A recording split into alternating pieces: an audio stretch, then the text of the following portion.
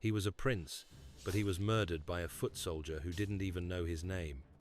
This is the story of Llywelyn ap Gruffudd, the last native prince of Wales, and the military blunder so catastrophic it erased a nation. The fatal miscalculation took place at one tiny bridge, and it started with a single, crucial lie. The mountains of Snowdonia are silent, but the valleys are burning. For 1,000 years, the Welsh spirit has held firm in these craggy strongholds. Yet now, the shadow of a colossal new power closes in. This is the story of the impossible gambit of the last native Prince of Wales, and the 3 desperate miles that brought an ancient nation to its knees. The man who held the most glittering, defiant title in Britain was Llywelyn ap Gruffudd. He was the Prince of Wales, a title won not by bloodline alone, but by political genius and military might, a title recognized by the Crown of England itself. He was the last of the line of ancient kings who had fought the Saxons, the Normans, and every invader who dared cross the border. He carried the heavy cloak of centuries of Welsh defiance, embodying the dream of a free nation, a defiance that stretched back to the withdrawal of the Roman legions and the rising of the native Celtic warlords. His very name, Llywelyn, was a promise whispered from every peak and valley, a promise of sovereignty. But by the grim year of our Lord 1282, that title was a whisper in the wind, a memory against the gale force of the English conquest. The weight of history, once his armor, had become a shroud. The storm had a name, Edward I. Edward was not merely a king. He was a titan of organization, a military architect, and a statesman of terrifying efficiency, known to history as the Iron King. Edward's philosophy of war was not one of romantic sieges and chivalrous duels. It was a cold, calculated exercise in economic and military annihilation. His armies were disciplined, his resources boundless, and his ambition absolute. He saw Llywelyn not as an equal prince, but as a dangerous, rebellious vassal, a final obstacle to the complete, unified domination of the island of Britain. Edward's vision was a single crown, a single law, from the Scottish border to the Irish Sea. Edward's method was not just brute force, but strangulation. He understood that the granite mountains of Gwynedd, Llywelyn's heartland, could not be taken by simple charge. They had to be starved into submission. To this end, he poured astronomical sums equivalent to multiple years of English royal income into a vast campaign of infrastructure. He ringed the remaining Welsh lands with massive, advanced castles, each a self-sustaining monument to foreign dominance, cutting off crucial supply lines and relentlessly pressuring the mountain strongholds. These were not medieval fortresses, they were modern military bases, built to project English power into the very bedrock of Wales. The latest Welsh rebellion had been ignited by Llywelyn's younger brother, Dyfed, an act of desperate fury. Llywelyn, realizing the fight was inevitable, had taken up the cause, knowing this would be the last stand. This final war was different because Edward's commitment was total. He marshaled the strength of his entire kingdom, thousands upon thousands of soldiers, engineers, and supply wagons. Llywelyn's position was swiftly rendered untenable. His territories were shrinking daily, his allies were scattered or broken by the sheer scale of the English onslaught, and the once impregnable mountain heartland of Gwynedd was slowly being reduced to isolated pockets of resistance. Edward's forces, led by his most experienced commanders, were systematically cutting off the breadbasket of Wales. Llywelyn, a pragmatic strategist as well as a passionate patriot, stared at a map that offered him no solutions in the north. Every pass was blocked, every port sealed. If he stayed, he would simply be cornered and starved into submission, his surrender a humiliating final act.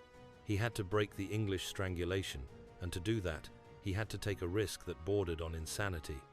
He made the momentous, tragic decision to leave the relative safety of his mountain fastness and his heavily pregnant wife, Eleanor, for a final desperate move.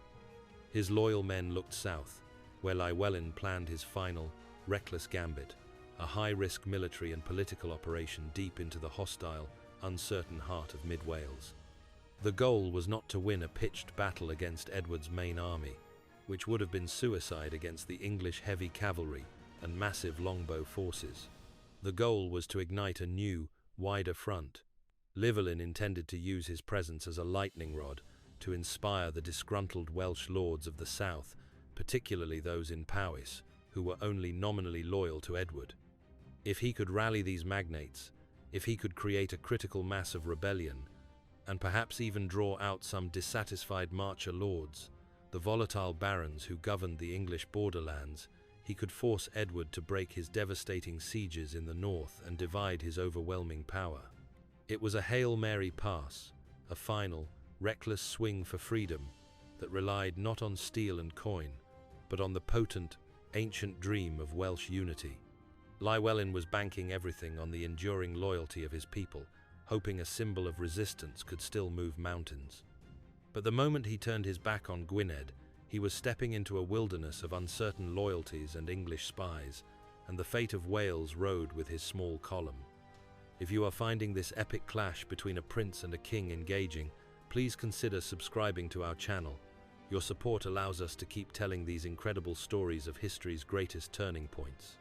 The march south was less a triumphant parade and more a ghost passing through the night. Llywelyn's accompanying force was small, a tight, hardened core of his most trusted retainers, men whose loyalty was forged in the fire of countless skirmishes. Men who knew they were likely marching to their doom but would follow their prince into the abyss. They moved through territories that were politically murky at best. These were not the loyal highlands of Gwynedd. These were the marcher zones, fractured lands where Welsh lords had already submitted to Edward, or where allegiances shifted with the wind and the immediate fear of a stronger army. Every town they passed, every lord they approached, meant a risk of betrayal. The Prince of Wales, who should have commanded the fealty of the land, was instead a fugitive in his own country, constantly tracked by the keen, invisible web of English intelligence. Llywelyn's plan was built on the premise that the political ground was unstable, a tapestry of resentment ready to be torn apart. He hoped the inherent deep-seated anger against Edward's heavy-handed rule and the oppressive castles would outweigh the immediate fear of his power. He sought out the region around Builth Wells in modern-day Powys, a key strategic node deep in central Wales, where the geography was everything. The confluence of rivers sat at a crucial crossing point, a place where a small, well-placed force could control movement and anchor a potential uprising. Llywelyn needed to be visible enough to be a beacon of rebellion, yet safe enough to conduct his delicate and necessarily secret political negotiations with the reluctant local nobility. But the marcher lords, the English wardens of the border, were not asleep. They were professionals, honed by decades of frontier warfare. Chief among them was Edmund Mortimer, a powerful and ruthless baron whose estates lay directly in Llywelyn's path. Mortimer was keenly aware of the prince's sudden, reckless presence and was systematically moving his forces to meet the threat before it could ignite. He had tasked his captain, John Gifford, an experienced and cunning field commander, with shadowing the Welsh, ensuring that Llywelyn could find no secure base and that any meeting of Welsh lords would be immediately shattered. Gifford's men were light, fast and local, using the very terrain Llywelyn relied on against him. The narrative tension was palpable. Llywelyn was expecting political support, but what he was being delivered was a well-executed military trap. The air was thick with whispers of possible treason and suspicion. The success of the English operation was not purely military, it was political. A key local nobleman, whose exact identity history has since forgotten but whose decision sealed the prince's fate, may have provided the English with Llywelyn's exact location and strategy. Whether it was deliberate, cold-blooded betrayal for gold and land, or a terrible choice made under duress, the effect was the same. The English knew precisely where Llywelyn was, and crucially, that he was separated from his main defensive territory. And they knew Llywelyn's weakness wasn't his army, it was one of the men riding right beside him.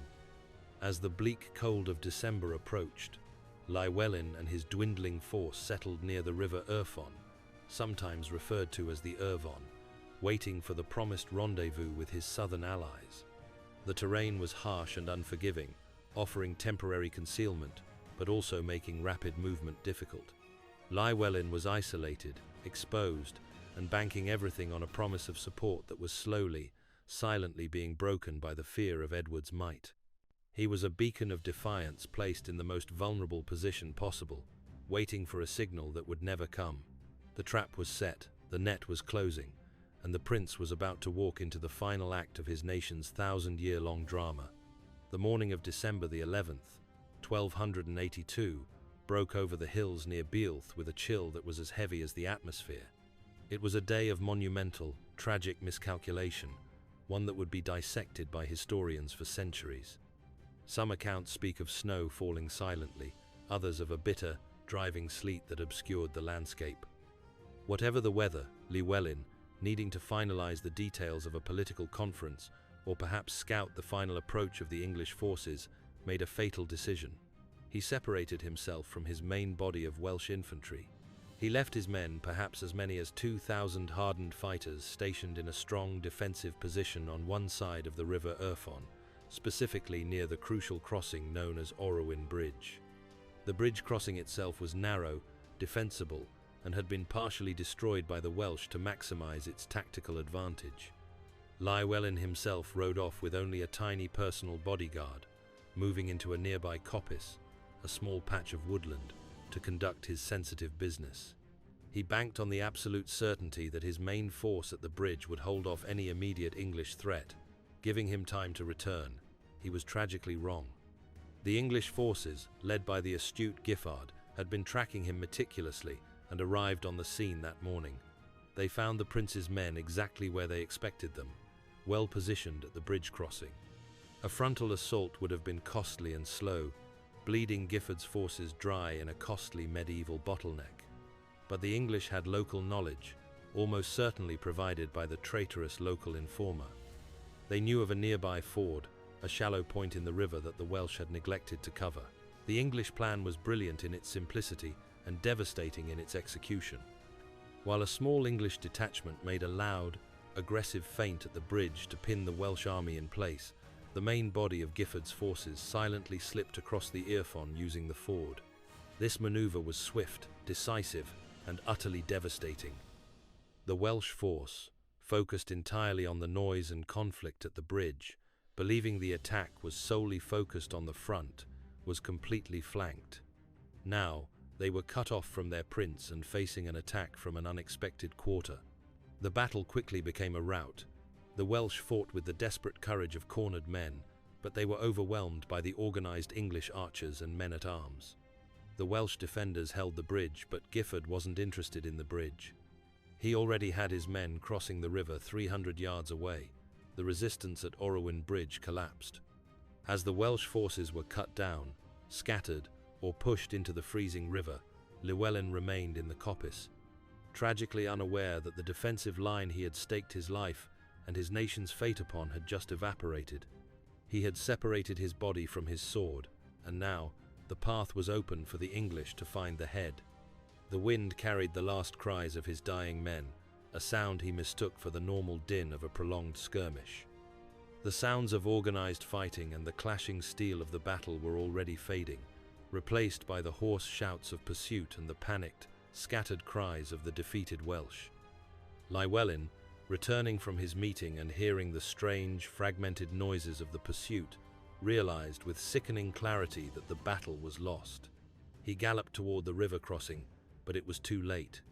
He found himself not in the center of his loyal army, but alone, separated from his loyal men by the victorious English, who were now sweeping the countryside in the disorganized aftermath of their triumph. It was in this moment of frantic flight, deep in the thicket of trees where he sought concealment, that he was found by a small, isolated patrol of English soldiers. The man who encountered him, the one who would seal the conquest of Wales, was an English foot soldier named Stephen de Frankton. Frankton was not a celebrated knight or a decorated captain. He was a common man, a low-ranking spearman, but his chance encounter was about to be one of the most consequential events in British history. The clash was quick, brutal, and utterly without ceremony. Frankton did not know whom he faced. Llywelyn was likely wearing a simple coat of mail without the easily identifiable armor of a prince. Llywelyn was on his guard, but outmatched by the sudden ambush. Frankton drove a spear or lance into the prince's body, wounding him mortally.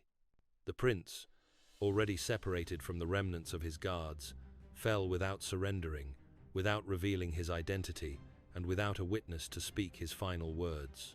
The last sovereign Prince of Wales died in a forgotten thicket, not in a great siege or a heroic last stand, but in a small, tragic skirmish against an anonymous spear.